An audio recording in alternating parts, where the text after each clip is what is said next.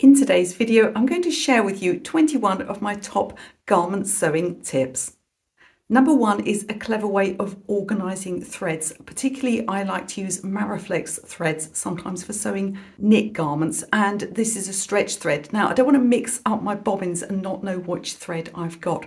So I've got two little cases and I'm going to mark one of them with a coloured nail polish. And this tells me straight away when I pick up the bobbin that this is stretch thread, not ordinary thread, so I know which I'm using. So here on my sewing table, I have my two boxes that I keep my bobbins in. So this is ordinary thread, and here we have the Maraflex stretch thread. Each of the bobbins and the case itself have been marked with a little bit of this bright green nail polish. This is actually a trick I learned when I trained as a hairdresser many years ago. We all in our little class had the same equipment, and this is how we told each other's apart. Number two is a tip for sort of a mock cover stitch hem on a knit garment. So I don't have a cover stitch machine. I'd like to have one. I don't have the room or the money. So what I'm going to do instead is I'm going to overlock my edge. I'm going to turn it over, and then with the stretch Maraflex thread, I'm going to stitch one row and then just move my thread guide along, stitch another row. This is going to give you the look of a cover stitch hem without owning a cover stitch machine. Number three is also a tip for sewing knit garments. Now, whenever you have a seam that you need to line up with an intersecting seam, for instance, the underarm seam needs to line up with the body seam. Now, if you put that through the overlocker, however carefully you pin it beforehand, it's going to slip. So you want to stitch that in place, and you can do this on an ordinary sewing machine, and that'll just hold that little area in place as it goes through the overlocker, and you'll get a perfectly lined up seam. Number four is always make a toile. So a toile is a test garment, sometimes called a muslin. That's muslin as in the fabric, not Muslim as in the religion. And sewing a test garment is going to give you loads of information. I like to buy old sheets from charity shops, that's thrift stores if you're in the US. And then what I'll do is I'll sew the garment up. I've got a whole video on it. I'll link it at the end of this one. You can do a very quick version. You don't have to make the full garment, but you're just going to sort of make any areas that you're not sure of. Perhaps if you had a dress that had a flared skirt and you're pretty sure that's going to fit, but you're not at all sure of the fit around the bust, you could just make the top section, or you could make the whole thing by using a light coloured fabric that's cheap. You can then grab your ballpoint pen and draw all over it, make any markings and adjustments before you sew the main garment. So I've got two tops here on my table, and we've got the toile on the top, and then we've got the finished garment underneath. This is the Sienna top by Pattern Emporia. I'll put a review of this one up on my channel soon. You can see I've written all over it. I've made a line here where I want to put some lining. I decided I want some darts, so I've sort of roughly sketched those on each side, and down at the hem I decided I wanted it much shorter, so here's the mark I made. All of this so that when I made it up in my proper fabric, I would know that it fits. Tip number five is whenever I've used a sewing pattern and, made some adjustments, got some results, I'll always make a little piece of paper and just write down any adjustments I made. I'll also put on here the fabric that I need and the seam allowances. Drives me batty trying to find seam allowances on patterns. It should be printed on every single pattern piece, but often it's not, and often I'll change it because if I'm using an American pattern, the inches might not fully convert. So it might be 9mm or it might be 12mm. I'm just going to change that to a centimetre, stitch the garment, make any fit adjustments, and then I'll write down what I've done. And I always make changes. I'll pop it on that little piece of paper. Then it's very easy for me to see how much fabric I need, what the seam allowance is, and just get some basic ideas because I am terrible for not fully reading instructions every single time. Number six is a tip for PDF patterns. If you've ever downloaded a PDF pattern guide, I'm thinking particularly of people like Pattern Emporium, Love Notions. The pattern instruction booklet can be 40 or 50 pages long. You don't need all of those pages, so do have a read through. Pick any pages. If there's any particular, so there's an odd collar, a collar you haven't sewn before, I'll just print out those 3 pages and pop it in with the pattern. You don't need to waste printer paper printing the entire thing unless you are a complete beginner. So in this folder here, I've got my pattern Emporium Like a Boss batwing top, which happens to be the t-shirt I'm wearing in this video actually. So I've got all the pattern pieces here and some traced pattern pieces too. And then here I've got just a few pages of the instructions. Probably with the sewing experience I have now, I might not need these, but it looks like this is to do with how to bind the V-neck. So obviously when I printed this, I was concerned that I might not understand how to do this particular neck finish, and so I only printed the relevant pages. For tip number 7, I always apply my bias binding in 2 stages. So there are some patterns out there, and I'm thinking recently, I can't remember the name of the pattern company, but the sports shorts I made, they're kind of a 1970s style short with a bound edge. And the instructions say just to wrap the bias binding around and then stitch it in one go. If you're an experienced sewist, you'll know that this never actually works. And so I always sew from the back. So I'll sew from the back, flip to the front, and then sew from the front. This gives you a much better result. And because you've already sewn the back, there's no chance that those front stitches won't catch if you're trying to sort of, line up where you can't see. The only other way to get that to work for you, to do it in one go, is to hand tack the whole thing. I find it easier to stitch from the back, flip, and then stitch from the front. I'll do the same with waistbands too. Tip number 8 is for when you're pinning something like a hem. What you want to do is not pin from one end to the other, because this can result in it twisting. So what you want to do is put a pin in maybe at each side seam and one centre back, and then you go between those two. So you have sort of an eighth of a skirt, put a pin in there and then pin in between. What this enables you to do is to turn up evenly without ending up twisting. This is particularly important if you're doing a curved hem.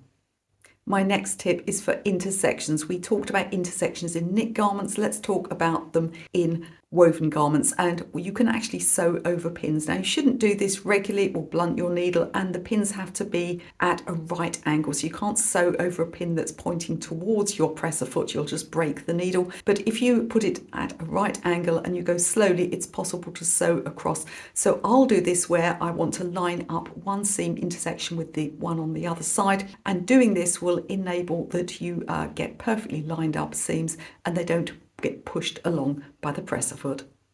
Tip number 10 is when you're sewing ribbon or braid onto a garment or anything at all, you want to stitch in the same direction down both sides. So I'm going to put on screen a picture of my martial arts sash. So this is the sash I was awarded when I became a junior instructor. The stitching on it's probably awful, because although I do all of the sewing for our club, my instructor had to sew this himself, because of course it was a surprise that I was being made an instructor. I'd been training for many years. So when I stitch these on, what I do is I go from top down and then I'll go back to the same end and stitch down again. You never want to sew down one side of a ribbon and up the other side. There's no stretch in most of these ribbons, and even though you don't see it happening, you'll get a subtle rippling and you won't get something that lays flat.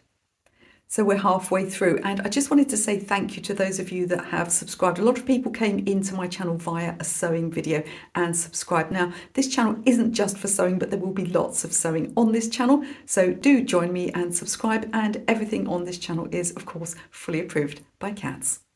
My next tip is to edge join elastic. So rather than, if you've got elastic and you're putting it in a thick band of elastic, putting it into a waistband, rather than overlapping and stitching, what will look much nicer from the finished point of view of the garment is if you edge to edge join. So what you want to do is start by butting each edge up against the other and do a zigzag stitch. This is just a light stitch. This is not going to hold strongly enough. So what you're going to do then is take a piece of woven fabric, just a scrap, wrap it round the join, and then you're going to stitch a nice cross shape, and I like to go corner to corner as well. This will give you a flat join to your elastic, so you won't have extra bulk where the elastic joins, and it'll give you a neater finish for your garment.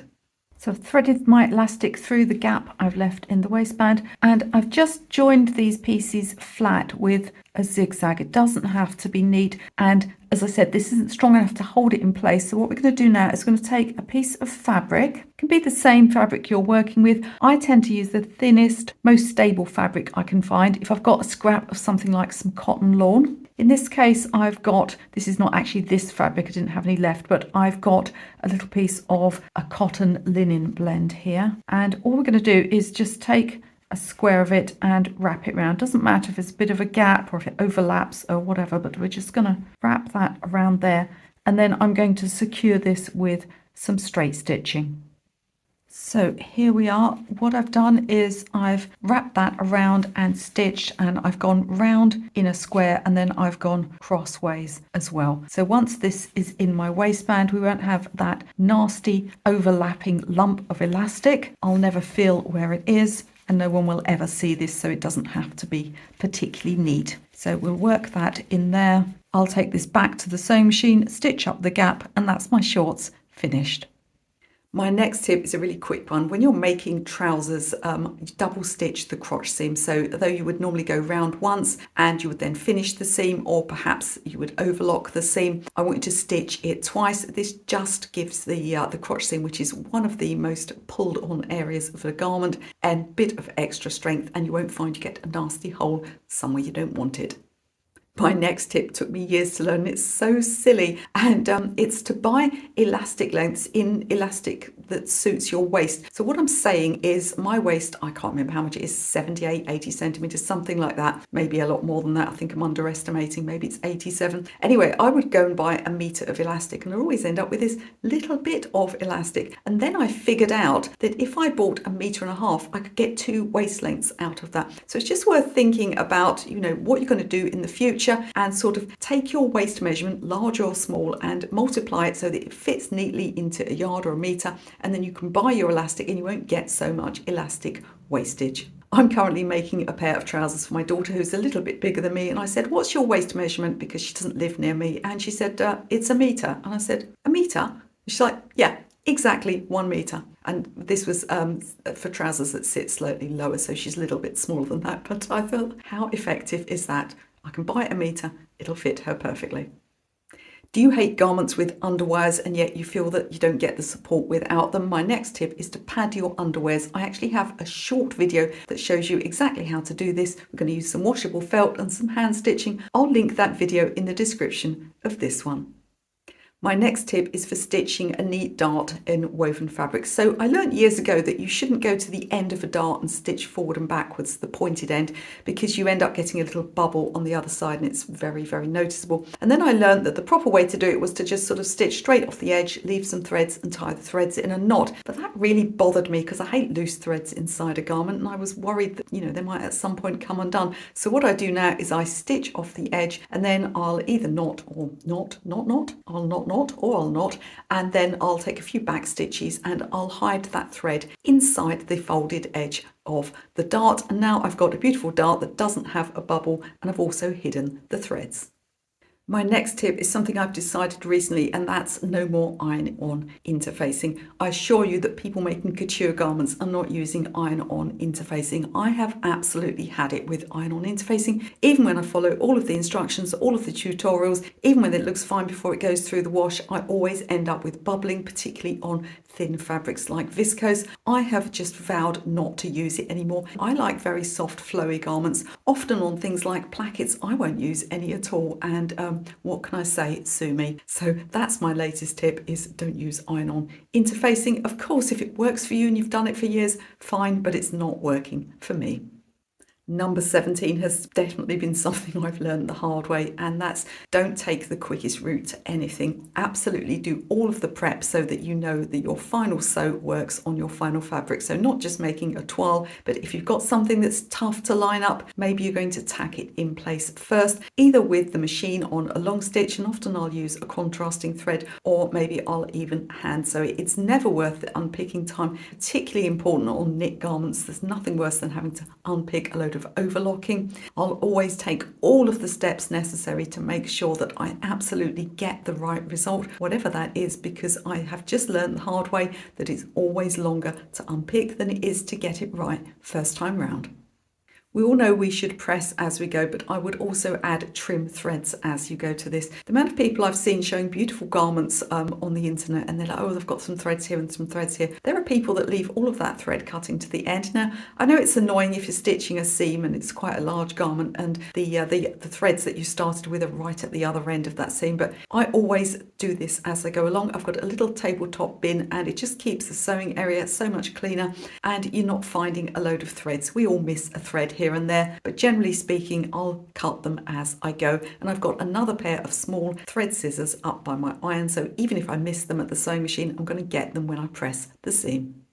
Number 19, if you're not a beginner, then find your own way to make a garment. Of course, you want to follow instructions on anything that's a little bit new to you or a little bit different, but there are certain ways of garment construction that I just hate and I'm never going to do. For example, I'm never going to construct a circle skirt. I don't mean a skirt, it's a circle skirt, but I mean I'm never going to construct the whole circle of the skirt and then put a zip in afterwards. Why on earth would I do that when I can put my zip on in the flat and then stitch the side seams? The other thing I'm never going to do is stitch bias binding on in one go. We've already spoken about that. And there are many other examples of methods of doing things that I just don't like, and I know a better way, so I'm always going to do my own method. The only time I'll completely follow the instructions is if it's something that's new to me, because the first time you try something, it's a good idea to follow the instructions. But after that, I'm going to do my own thing. I'm particularly doing my own thing when it comes to